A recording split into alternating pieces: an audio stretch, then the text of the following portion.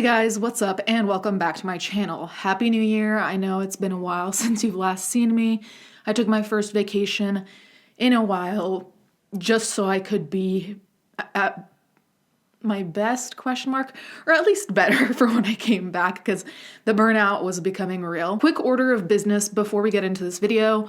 I did post and say on my various social medias that come January, I'm going to be revamping. That's still happening. I just can't give you a specific date yet because Amazon keeps delaying things that I need in order for it to be presentable because I will be having a new background. The other thing that's still happening along with the aesthetic revamp, I am going to be making longer form content. I used to do it a lot more often. If you have been here for a while, there's my Veil Lifted series, which is scripted compared to these videos, which are not scripted. And it's not a documentary. It feels a little pompous, but it's rather like a video essay, and I'll be doing a lot more of those. So that's something you can look forward to if that's something you're into. I just wanted to let you know it's still happening. I just need basically a couple more things and we can get the ball rolling. Speaking of long form content, what we're talking about today is Elizabeth Holmes. Now, if you don't know who Elizabeth Holmes is, I did a Veil Lifted, I think it's like a 20-minute or so video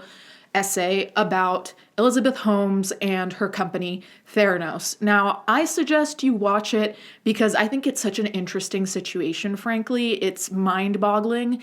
The more I think about it, the more I'm like, how does this shit happen? But I'm gonna give you a TLDR. I'll put a timestamp if you already know basically what happened. You can just skip this part. But Elizabeth Holmes was basically a Silicon Valley superstar. She went to Stanford, dropped out, and then started this company where the basic premise, and I'm saying this in a very dumbed down way, it's a lot more detailed in the video essay. The basic premise was that she said she could make a machine that would prick your finger, take like a tiny drop of blood, and she could do all the same tests that vials of blood could do.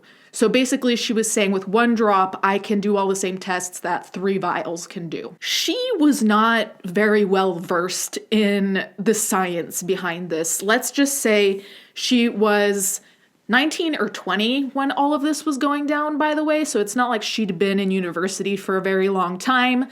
She decided to drop out because she had this visionary idea. And because of how charismatic, I guess, she is, I find her creepy as hell, but I guess, you know, like it worked on old rich men, so they must have seen something there. Based on how charismatic she was and how self-confident she was, people gave her lots and lots of money. At one point, I believe either her or the company or both together were worth like $9 billion, and she got almost $100 million of donations pretty quickly from actually reputable people in the sense of famous millionaires that invested in actual science.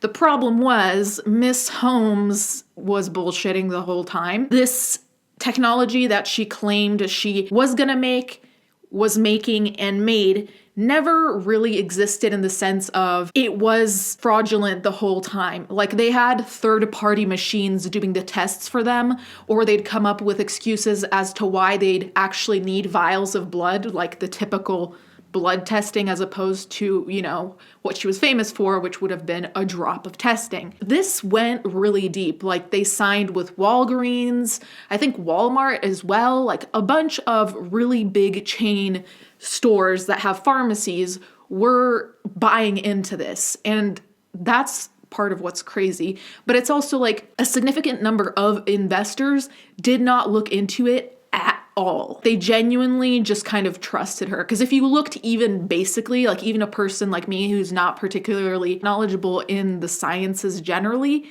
if you look, it starts becoming suspicious. Like I might not understand a lot of it, but you can tell when something's off. Recently, news has come out because there has been a verdict on some of the counts against her in court.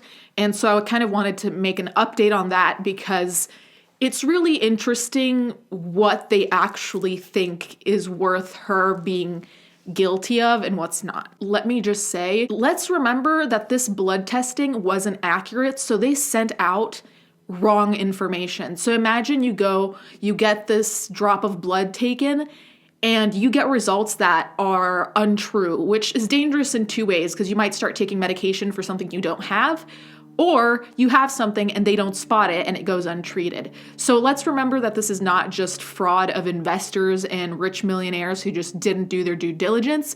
This is random innocent people on the street who got conned. The article is long as usual. I'll link it down below. Elizabeth Holmes found guilty on 4 out of 11 federal charges. Elizabeth Holmes, the former CEO and founder of failed blood testing startup Theranos, was found guilty on 4 charges of defrauding investors, capping off the stunning downfall of a former tech icon. She was found not guilty on 3 additional charges concerning defrauding patients and 1 charge of conspiracy to defraud patients. The jury returned no verdict on 3 of the charges concerning defrauding investors, and Judge Edward Davila, who is presiding over the case, is expected to declare a mistrial on those charges. Listen, I'm all for defending the investors because I do think that the majority of them probably had good intentions, like they wanted to help advance medicine, or that's what I'm going to kid myself into thinking, okay? So I think that if you're investing in medicine, you probably have good intentions as an investor. What pisses me off is the kind of just ignoring of the patients, and I laugh because it enrages me because I'm like, these are the people who actually were at risk physically of thinking they have a disease, not showing a disease, like so many things that make the patients pay for basically just the fraudulent actions of Elizabeth Holmes and the company, really. The charges Holmes was found guilty of include 1 count of conspiracy to defraud investors, as well as 3 wire fraud counts tied to specific investors. Holmes faces up to 20 years in prison, as well as a fine of $250,000 plus restitution for each count. Holmes' case marked a rare criminal fraud trial of a Silicon Valley entrepreneur.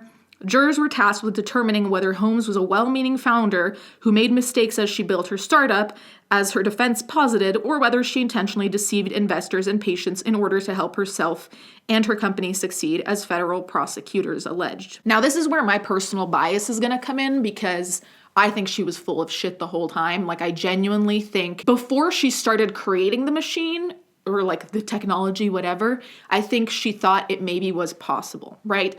But she actually consulted a professor, I believe it was actually at her alma mater, well, she didn't graduate, but Stanford, who said it was impossible. So she had people who had been in the science field for years upon years being like, what you're trying to do is not possible. You can't execute it.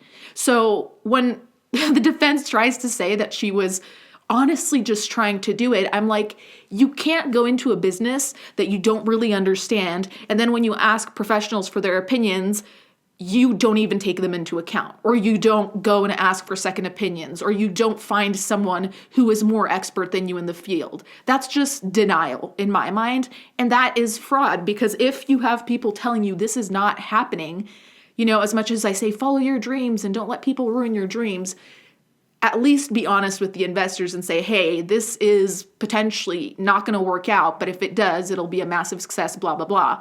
But the whole time, she basically skirted around questions or made it seem like it was this big success. So I don't know how the defense thinks anyone is going to buy that, and I don't know how the jurors would buy any of that, honestly. This is a verdict that should matter not just to Silicon Valley, but to the people who celebrated it, invest in it, and use its products, said Margaret O'Mara, a historian of the tech industry and professor at the University of Washington.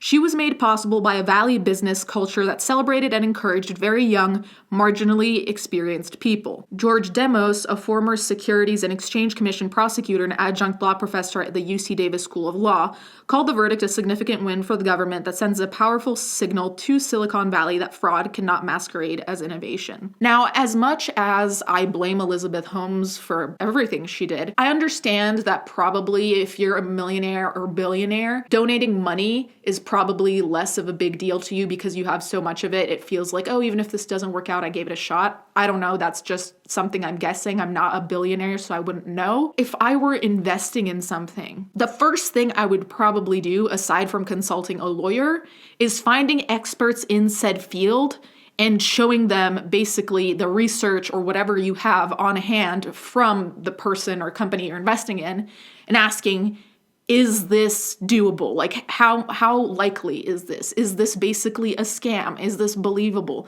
But so many of these people were just so drawn in by her confidence that they didn't do that. And that's insane to me. So as much as I feel bad for the investors, it's like, how many of you did the due diligence of checking? And also, why would you just blindly believe someone who dropped out of Stanford without having enough experience to make such a creation and who doesn't listen to actual professionals that taught at said university? And that's not shade to people who drop out, because university isn't for everyone. But when it's things to do with science, especially medical sciences, that's not just something you can wing. I already went off. I was about to say I could go off, but I'm there. Oh, I thought this was kind of funny, so I thought I'd include something a little bit more lighthearted because this discussion is a little bit grim. But it said, as the trial went on, 3 jurors were dismissed. 1 juror was reported by another for playing Sudoku during the proceedings. That low-key made me think of Stanley from The Office, who's always doing his crosswords. Then another was excused after disclosing experiencing anxiety stemming from the prospect of sending Holmes to prison and cited her Buddhist beliefs. The alternate juror tapped to replace her expressed some concern about sentencing Holmes because she is very young. She remained on the jury tasked with determining Holmes' fate. I don't think that juror should have stayed, because if one of your big concerns is sending a young person to jail when they defrauded people of millions of dollars and potentially hurt just random people on the street by giving them fake results or wrong results, the age is not significant. Like if it was a 15-year-old, it's a different story. This is a grown-ass person who was at university. In its closing arguments, the prosecution alleged that faced with a business running out of money, Holmes chose fraud rather than failure, a statement I very much agree with. During this trial, federal prosecutors called 29 witnesses to testify, including former Theranos employees, retail executives, and a former U.S. Defense Secretary.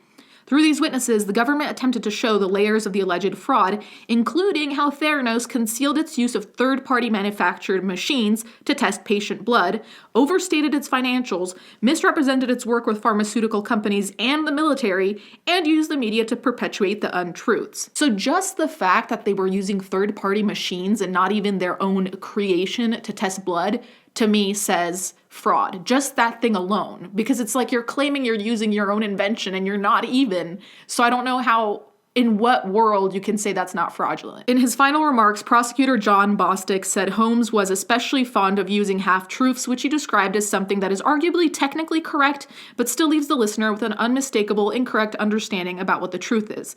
As an example of that, he pointed to journalist Roger Parloff's recordings of interviews with Holmes done in conjunction with a 2014 Fortune magazine cover that were played in court during the reporter's time on the stand.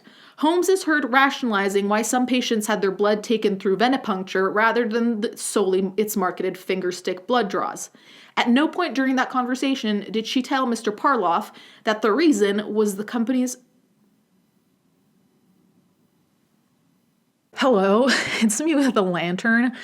There's a power outage and we don't know for how long this is gonna go. So the rest of this is gonna be in voiceover because this is majorly creepy. Like, this room is pitch black. I feel uncomfortable.